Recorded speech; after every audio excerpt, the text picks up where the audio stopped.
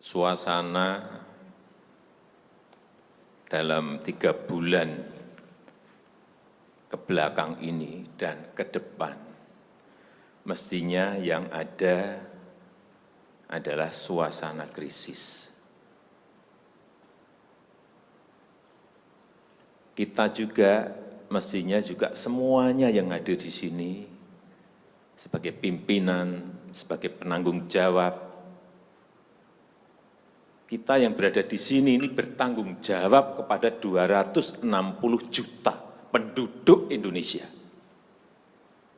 Ini tolong digarisbawahi. Dan perasaan itu tolong sama, kita sama. Ada sense of crisis yang sama. Hati-hati.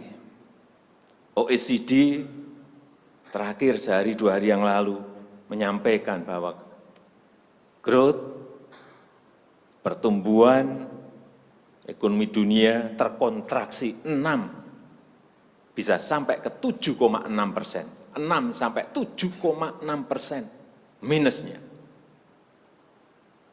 Bank Dunia menyampaikan bisa minus 5%. Perasaan ini harus sama. Kita harus ngerti ini. Jangan biasa-biasa saja. Jangan linier. Jangan menganggap ini norma. Bahaya sekali kita. Saya melihat masih banyak kita yang menganggap ini normal. Nah, kalau saya lihat Bapak, Ibu, dan saudara-saudara masih ada yang melihat ini sebagai sebuah masih normal, berbahaya sekali. Kerja masih biasa-biasa saja. Ini kerjanya memang harus ekstra luar biasa, extraordinary. Perasaan ini tolong sama. Kita harus sama perasaannya, kalau ada yang berbeda satu saja sudah berbahaya. Jadi, tindakan-tindakan kita, keputusan-keputusan kita, kebijakan-kebijakan kita, suasana adalah harus suasana krisis.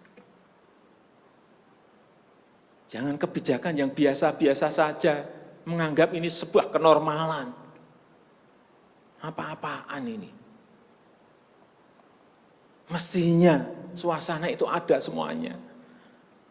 Jangan memakai hal-hal yang standar pada suasana krisis. Manajemen krisis sudah berbeda semuanya mestinya. Kalau perlu kebijakan perpu, ya perpu saya keluarkan. Kalau perlu perpres saya keluarkan. Kalau saudara-saudara punya peraturan menteri keuangan, keluarkan. Untuk menangani negara, tanggung jawab kita kepada 267 juta rakyat kita.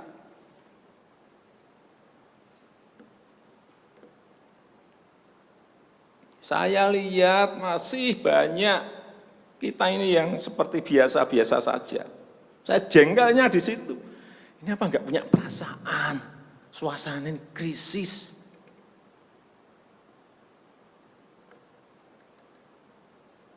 Yang kedua, saya perlu ingatkan belanja-belanja di kementerian. Saya lihat laporan masih biasa-biasa saja. Segera keluarkan belanja itu secepat-cepatnya, karena uang beredar akan semakin banyak, konsumsi masyarakat nanti akan naik. Jadi belanja-belanja kementerian tolong dipercepat. Sekali lagi, jangan menganggap ini biasa-biasa saja. Percepat, kalau ada hambatan keluarkan peraturan menterinya agar cepat. Kalau perlu perpres, saya keluarkan perpresnya. Untuk pemulihan ekonomi nasional misalnya saya berikan contoh. Bidang kesehatan. Itu dianggarkan 75 triliun. 75 triliun. Baru keluar 1,53% coba. Uang beredar di masyarakat kerem ke situ semua. Segera itu dikeluarkan dengan penggunaan-penggunaan yang tepat sasaran sehingga men-trigger ekonomi.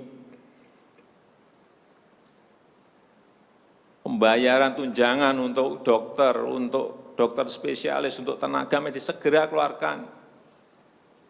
Belanja-belanja untuk peralatan segera keluarkan. Ini sudah disediakan 70-an triliun seperti itu. Bansos yang ditunggu masyarakat, segera keluarkan. Kalau ada masalah, lakukan tindakan-tindakan lapangan. Meskipun sudah lumayan, tapi baru lumayan. Ini extraordinary. Harusnya 100%. Di bidang ekonomi juga sama. Segera stimulus ekonomi bisa masuk ke usaha kecil, usaha mikro. Mereka nunggu semuanya. Jangan biarkan mereka mati dulu baru kita bantu, nggak ada artinya.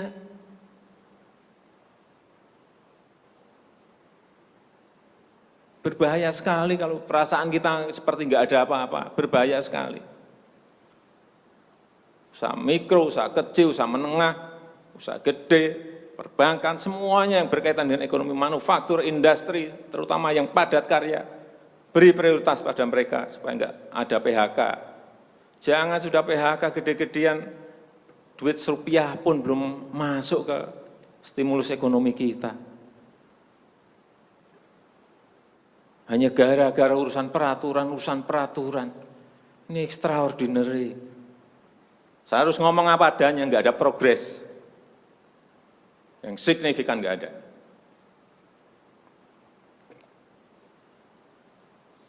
Kalau mau minta perpu lagi, saya buatin perpu. Kalau saudara belum cukup, asal untuk rakyat, asal untuk negara.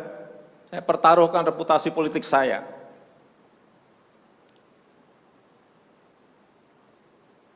Sekali lagi tolong ini betul-betul dirasakan kita semuanya. Jangan sampai ada hal yang justru mengganggu. Sekali lagi, langkah-langkah extraordinary ini betul-betul harus kita lakukan. Dan saya membuka yang namanya langkah, entah langkah-langkah politik, entah langkah-langkah kepemerintahan akan saya buka. Langkah apapun yang extraordinary akan saya lakukan. Untuk 267 juta rakyat kita, untuk negara. Bisa aja membubarkan lembaga, bisa aja reshuffle, udah kepikiran kemana-mana saya. Entah buat perpu yang lebih penting lagi, kalau memang diperlukan, karena memang suasana ini harus ada. Kalau suasana ini tidak, Bapak Ibu tidak merasakan itu, sudah. Artinya tindakan-tindakan yang extraordinary keras akan saya lakukan.